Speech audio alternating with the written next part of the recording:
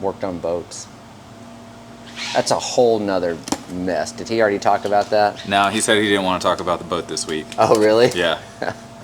All right, well, I don't either. I'll be sure to put this at the beginning. Yeah, good.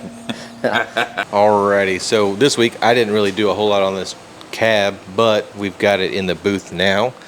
And the firewall's all in 320. I've got to do some seam sealer work on this tomorrow. And I'll smooth that up, and then I'll just barely prime a little bit down the seam sealer line. It's got a couple spots in the cowl that need to be spot primed on. A little bit right here. The rocker down here was all like just rock chipped up, and so we've got to do some like final little urethane primes. Just a couple little spots, like we'll just barely prime right here and barely prime right there. And I got to poly just this back section right here. So the truck's sitting around. I think I got pushed a couple times because we already had it straight once. But I think when they were pushing, the truck had somebody, we don't know who, and it was an accident. Nobody did it on purpose. But when they pushed, I think they pushed the truck on the back cab panel. Yeah. Because we went to block it and had two distinct marks in it. So I did notice somebody was missing today, so maybe it was Chase. You were talking about how you wanted to fire him. Is it Chase? Who's Chase? I don't. Was he the maid? No, that was Droopy. Oh yeah, that's right. I don't remember Chase's name. Who cares? So that's that, and then this week has just been kind of, man, I don't feel like I got much accomplished this week other than just normal boss stuff. I didn't make any progress really on any cars other than I final polyed the firewall and the dash on the 56 and door jambs and did the quarter panels in first poly. So they're ready to rock and roll. Like we'll just do the final sand on it, and then we'll put the car together and start body working the outside. They already body worked both quarter panels and the rear panel between the back window and the deck lid. So once we get the car together, we'll fit all the body panels on and then start blocking that thing together. So hopefully the outside of the car will go a lot quicker. That car was a little bit of for me. I didn't think that car was going to be as big a job as it was going to be, but. Yeah, in bare metal, it looked like it was ready to go. Yeah, it looked like it was just jammed out. And, you know, and it's not that anybody did any bad body work or bad metal work on it. It's just the whole car has been touched. Right. Like the core sport's custom made. All the inner panels are custom made. So you can't get all that stuff perfect, even though it's nice and it's beautiful. And the car is amazing. But all those panels had to be body worked. So every single panel on the car has been touched. So every single panel has to be body worked. And it's taken us a lot longer to get it to the point where it's ready to do the outside. The outside's going to seem like it's going to fly compared to doing trunk jam, dash, all the interior panels, all the panels that go inside the engine compartment, core supports. There's like 6 filler panels in the inside of it. So it's just very time consuming doing all those parts that have been handmade. Right. You know, so now we have to make them all flow together. Car's going black too, so if anything looks out of place, it's going to stand out like a sore thumb. So that's another added complexity to it, you know. Not that you would want to get away with something if it was a different color, but at the same time, you wouldn't see it as much if it was white or blue. Like black is going to be like a mirror, so if it's not perfect and you try to follow a line on it, you're going to see that reflection bend, you know, like that curved light, or, you know, you'll see a ripple in it. So it's just, you know, having to add to those pieces, it's just a lot. Oh, and these are the things to consider too, like when building a custom car for the average Joe that's just like, why does it take X amount of years to finish a build? Well, come here, I'll show you this. Yeah. Let me show you I'll show you the parts on the car that it made. I'm always like, ever since I started working with you, I've learned so much about this process. It's such a pain in the butt too, right? I feel like I've been working on and off with you since 2016, and I still feel like I learn new scenarios that you come across all the time. Right. Custom made core support. All their side panels are different. So this has been welded on, body worked. Factory, this piece. None of this is factory, but it all has to be bed lined and the other side has to be body worked. Man, so this looks like it has some real intricate angles to it. Well, and it's just, everything's reshaped, right? So it all has to be right. And then you come over here, you got more filler panels. So like this is a factory piece, but on the stampings, these things are total garbage in here. So this had to be all blocked.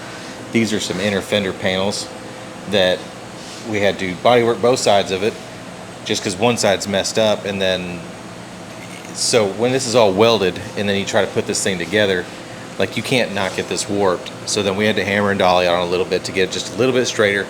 because they can do it the best they can see, but until somebody puts a block on it, you really can't tell what's going on. Right. So we put a block on, so okay, let's hammer a little here, hammer a little there, got that fixed up. And then this is their fans. So this goes on the backside, their fans go through this, it's like their radiator shroud. Handmade piece. Well, comes with a handmade piece, all these radiuses, they made all of this. So everything in metal can be a little deceiving, and it's not bad metal work, but any little bit of discrepancy in the way it was done or made is enhanced when we start doing body work on it. So that had to be straightened up.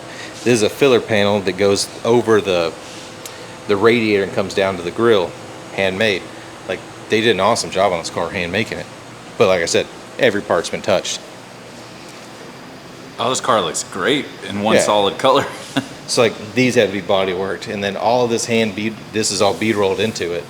Well, that makes everything more difficult. And then making this line, so they made it, but then when we start body working it, if it's just off a little bit, so we have to crisp all those lines back up. The top of the up here was, they made this whole panel, so we had to make sure that when they made it, they weld it and they grind it. Which, like I said, none of this video is like. It's more of awareness. This is not bashing You're right. the shop that built this at all. They did a fantastic job, but we're the paint shop, so we have to go back and finesse all of their edges. Edges here have to be fixed. And then the dash on it. The dash, even though it's not really like changed up a whole lot, but just cutting these holes and getting everything welded in makes the dash different, right? So anytime you weld on metal, it moves.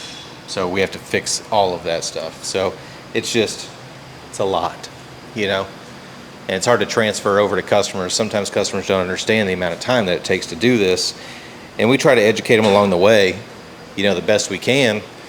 But I can't give you an estimate on a paint job. Like, it's impossible for me to say, oh, this should only take us 20 hours. Right, because I saw this car in bare metal, and the fab work looked phenomenal, and I was thinking beautiful. like, oh yeah, you're gonna get this one in and out of here. And that's what our thought was too. Hey, can you imagine if you'd have quoted that based on that? You'd have shot yourself in the foot. Shot myself in the foot big time. So we found a couple little issues with the wheel wells. One of the quarter panels was aftermarket, so the wheel well lip is a little different. So we got to go back and trim that off. Not a big deal at all. We'll use the air saw, won't tear anything up. It's not painted yet, so I'm glad it was caught now before after painted, because with it being off, maybe not even a quarter inch, maybe 3/16 of an inch or something like that. The lip is wider on the passenger side on the aftermarket quarter panel, but 3/16 of an inch on a custom set of billet wheels, it's a lot. What if it rubs? So I'm glad. I think Chase found that. Chase or Nick, one of them noticed it when they were sanding it. So we're gonna trim that off, fix that. But all in all, everything's going good. It's just time-consuming work, man. And right now, I'm to that point now where I'm ready to see something leave. You've been working on a car so long, you're like, oh, I just want anything. Can something go home? You have grinded really hard getting everything close to the finish line. There's so many things that are just so close to paint. And I think we're going to start like flipping out real quick. Like, this thing's in final sand, and Canton's been killing it on this, so we'll be back on this next week.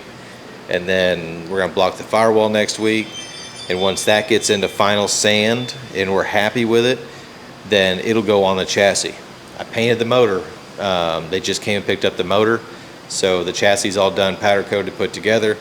We'll bring it over here, put this on there. We'll wrap the frame in plastic first, then put the body on top of it, put it together, and it'll be set up just like this one is, leveled, squared, so that we can body work it together, and then we'll be jamming on it. So it's just one thing after another. And the more we can get done while it's all together like that, the better chance we have of it all going back together nicer. So, like I said, part of the process. Hours, right? Hours. And it's, we're 105 an hour. Hours add up. Hours after hours after hours.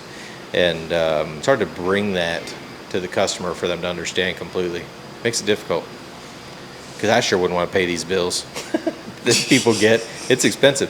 And like I've said it 100 times. And I mean, the reason why I can do what I can do is because I couldn't afford anybody to do it for me. So I learned how to do it. Right. And, to charge somebody, I feel so guilty for it. But because it's so expensive. Like, if I could do this for free, I would. But obviously, my bills, my taxes, those guys' bills, their taxes, their grocery bills don't get paid on me working for free. So, you put all that in a pot, and everybody gets paid, and everybody's happy and whatnot. But, man, I wouldn't want to be the customer getting some of these bills on the other side.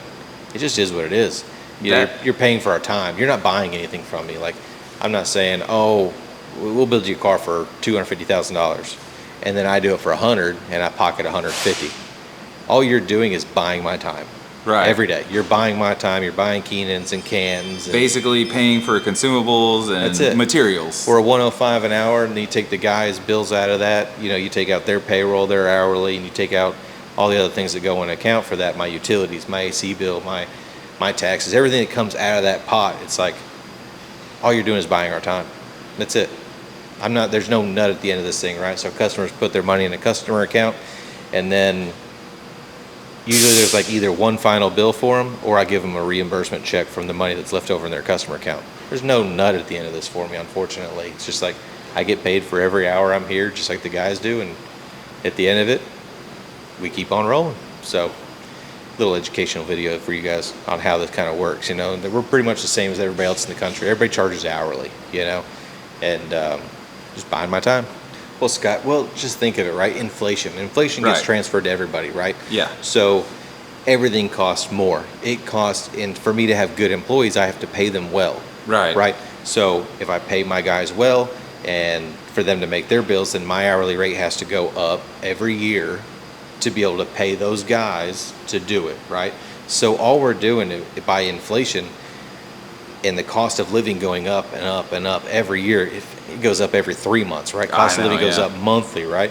So all that does is price these cars out of most people's budgets because it just gets passed over. You know, I used to be able to paint cars for 10, 15 grand. Wow. You know? Dude, there's no way. That was a golden era right Dude, there. that was a golden era, right? Like you couldn't get away. I couldn't even do that. I can't even buy the materials to do these cars for $15,000 anymore. It's absurd how much it costs to build them.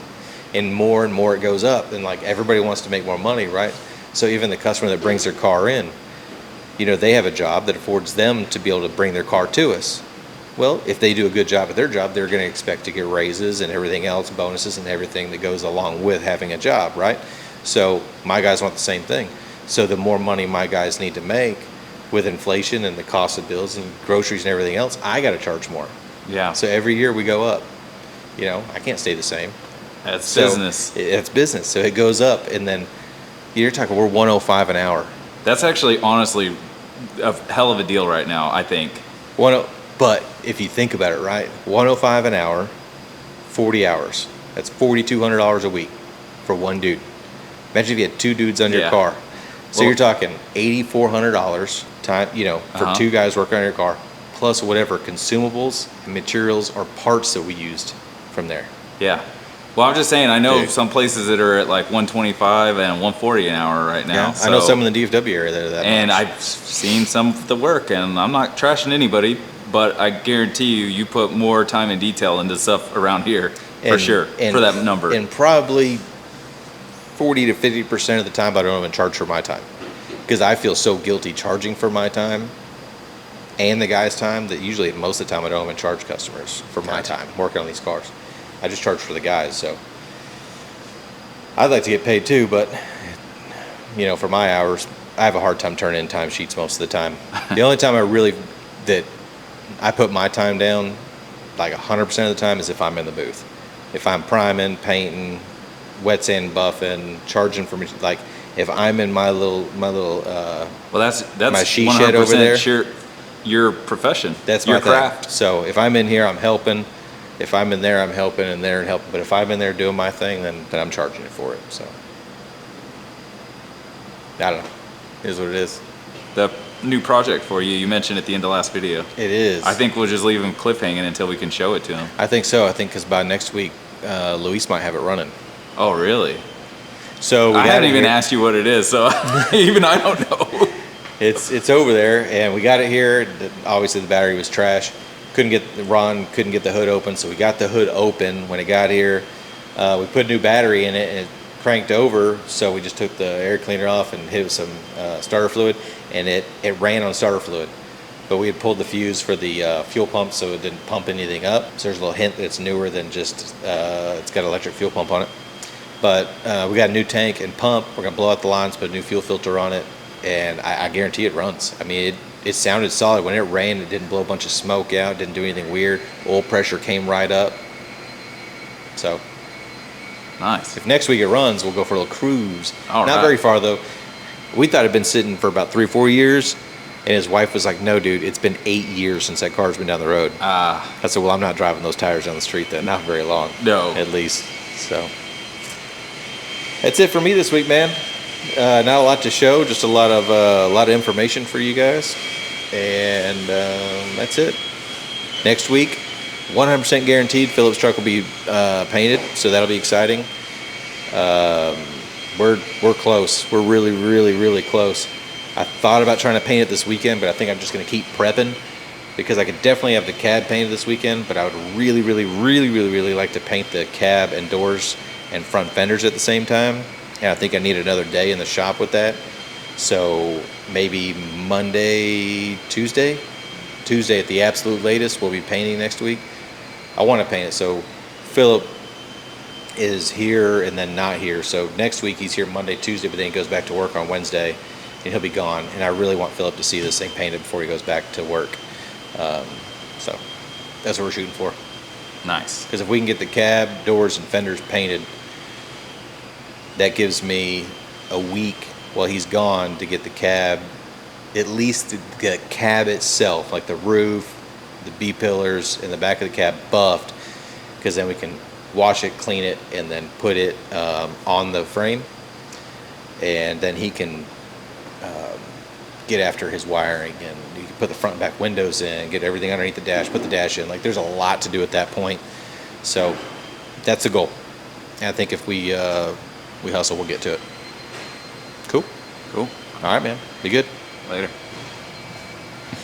Did this. First I did like this, then I did like this. What'd I do yesterday? Probably some welding. I did a lot of welding today, but this week started welding the firewall in. Made the trans tunnel. Oh yeah, that looks nice. Yep. And the gas pedal is gonna be all right, clear. Yeah. Oh, yeah, it looks like Yeah, it. I was looking through the lens and it. Yeah, I've already set in it and put it up there, or put the gas pedal up there, set in it, put the foam in it, steering wheel, and just have to fine tune the gas pedal, but it's got plenty of room, so not a big deal. I like how you've even slicked out some spots on the floor there. Yeah, shaved the old, I guess, that like a service plug hole, there? the brake booster, Oh, or that's the right. master cylinder factory one went right there. So that's how you'd add brake fluid on the original idea of the truck. Which, speaking of, I did see that you got the brake booster installed. I did put this all in. I welded the dash in. The dash is fully welded in. The pedal bracket is in. I still need to make a brace up here, so when you're getting in and out, you don't rip the dash down. Gotcha. Of course, didn't come with one from the bracket, but So you have to make some. we'll make one. But yeah, put that in.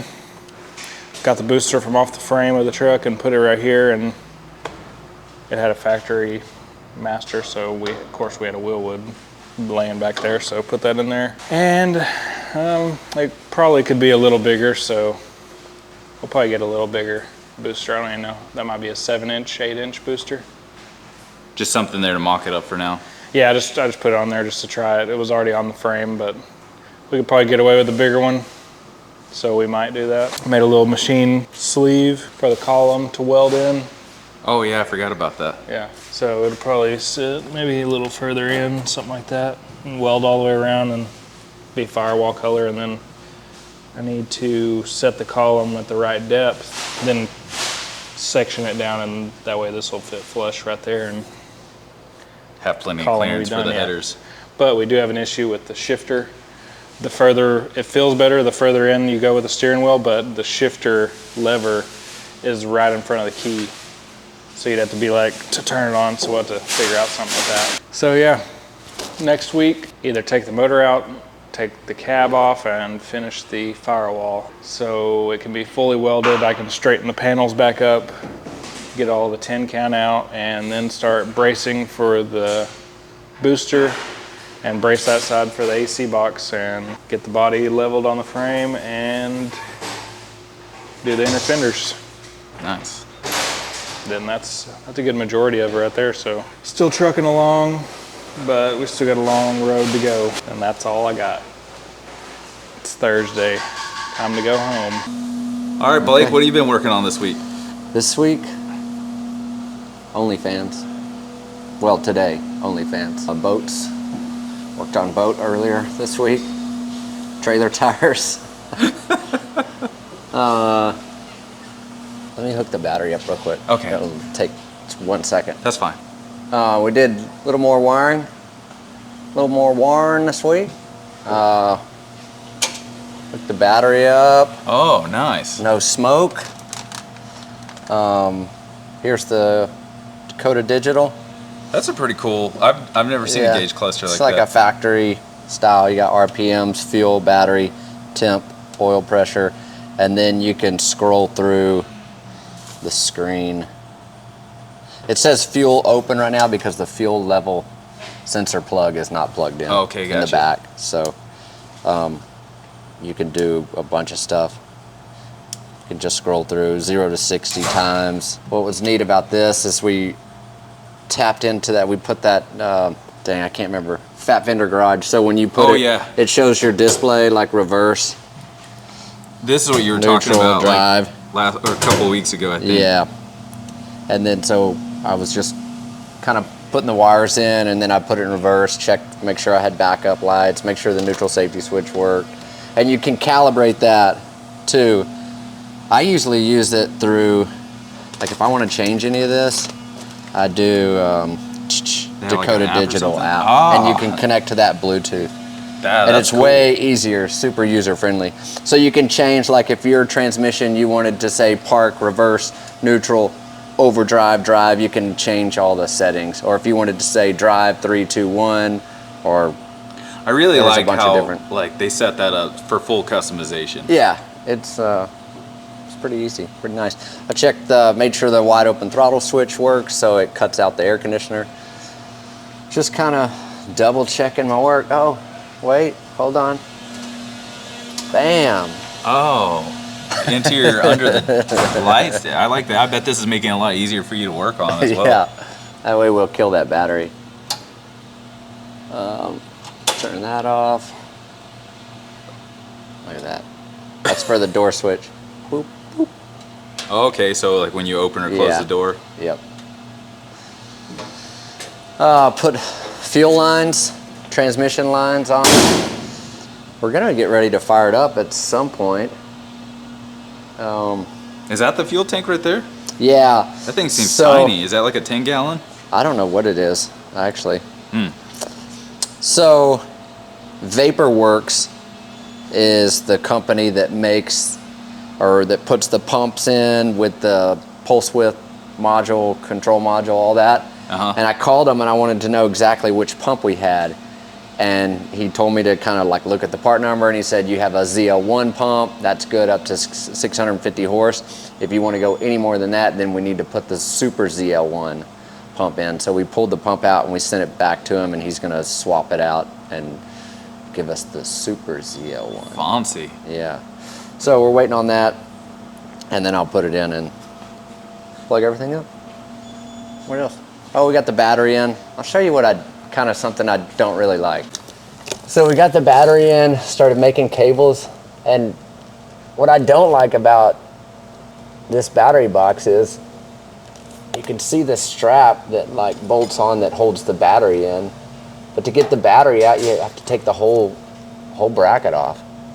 You can't, there's not enough room to like slide And so the battery in not and only do you out. have to unbolt it here, but you have to unbolt it back here as well. Well, you can't even get to these bolts because they would hit the frame. That's what I was You thinking. can't even get it out. You couldn't even get this out, you know, even if you were able to get the battery out. So you have to Unbolt the unbolt the whole bracket. It's 4 bolts. It's not that big of a deal, but it's like, then when you put it in, it's like you have to hold the bracket, the battery, and everything. And it's super heavy. I agree. It's I super feel like awkward. there's probably a better solution. It hits the body, and you can't slide it out left or right because of these big panels here. So, I mean, I don't think you'd be changing batteries a lot, but it's just one of those things that Hey, you never it's know. a 2-man job to put a battery in it. So that's it. I think that's all I did. That and